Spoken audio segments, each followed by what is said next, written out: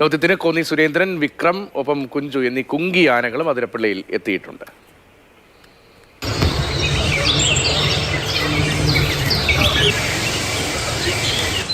കൊമ്പന്റെ ഏറ്റവും അടുത്തുനിന്നുള്ള ദൃശ്യങ്ങളാണ് ഇപ്പോൾ കണ്ടത്. മുറിവിന്റെ ആഴവും വ്യാപ്തിയും ഗുരുതരാവസ്ഥയും ആ ദൃശ്യങ്ങളിൽ തന്നെ വ്യക്തമാകുന്നുണ്ട്.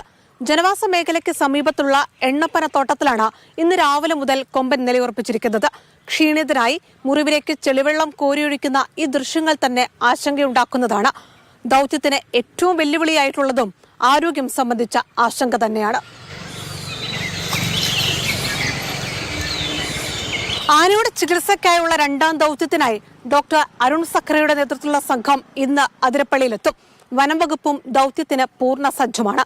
ആനയുടെ ആരോഗ്യസ്ഥിതിയും നിലയുറപ്പിച്ചിരിക്കുന്ന ടെറൈനും അനുകൂലമായാൽ ദൗത്യം രാവിലെ മുതൽ തന്നെ ആരംഭിക്കാനാകുമെന്നതാണ് കണക്കുകൂട്ടൽ. ഡോക്ടർ ഇന്ന് രാത്രി എത്തിയതിനു ശേഷം കൂടിൻ്റെ ഇത് നോക്കിയിട്ട് പിന്നെ ആനയും കൂടെ നിരീക്ഷിച്ചതിന് ശേഷം എങ്ങനെ ആയിരിക്കണം ദൗത്യം എന്നുള്ളത്. കാരണം പെട്ടെന്ന് വന്ന് ചെയ്യാൻ പറ്റില്ല. എവിടുത്തെ ലൊക്കേഷനിൽ കൊണ്ടുപോയാലായിരിക്കും ഡാർട്ട് ചെയ്യാൻ പറ്റുന്നത്. അതെല്ലാം ഒന്ന് തീരുമാനിച്ചതിന് ശേഷം മറ്റന്നാളായിരിക്കാം ദൗത്യം. അത് ഡോക്ടർ വന്നതിന് ശേഷം തീരുമാനിക്കും.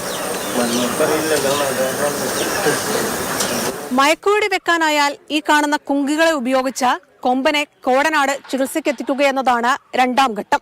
അതിനായി കുങ്കിയാനകളിലെ പ്രധാനിയായ കോന്നി സുരേന്ദ്രൻ, വടക്കനാട് കൊമ്പൻ എന്നറിയപ്പെടുന്ന വിക്രം, മുത്തങ്ങയിലെ സീനിയറായ കുഞ്ചു എന്നീ കുങ്കികളെയാണ് വെറ്റിലപ്പാറയിൽ എത്തിച്ചിരിക്കുന്നത്. ദൗത്യം അടുത്ത ഘട്ടം മുന്നോട്ട് പോവുക ഈ കുങ്കിയാനകളുടെ സഹായത്തോടെയാണ്. 100-ലധികം യുക്കാലി മരങ്ങൾ എത്തിച്ച് കോടനാട് കൂട് നിർമ്മാണം ആരംഭിച്ചിട്ടുണ്ട്. രാത്രി തന്നെ അത് പൂർത്തിയാക്കാനാകും. പക്ഷേ അപ്പോഴും കൊമ്പന്റെ ആരോഗ്യസ്ഥിതി കണക്കിലെടുത്ത് മാത്രമേ ദൗത്യം മുന്നോട്ട് കൊണ്ടുപോകാനാകൂ എന്നതാണ് ഉദ്യോഗസ്ഥർ വ്യക്തമാക്കുന്നത്. അതുതന്നെയാകും ഈ ദൗത്യം മുന്നോട്ട് കൊണ്ടുപോകുന്നതിൽ ഏറ്റവും നിർണായകമാവുക.